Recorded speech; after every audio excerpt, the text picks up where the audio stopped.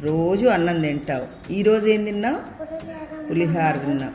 పులిహార బోండాలు తిన్నావు. మరి రోజు అన్నమే తింటావా? రోజు ఏం తింటావు?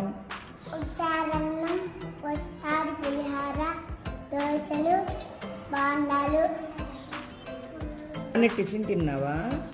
ఏం తిన్నావు? దోశ తిన్నావు. రోజు దోశ తింటావా?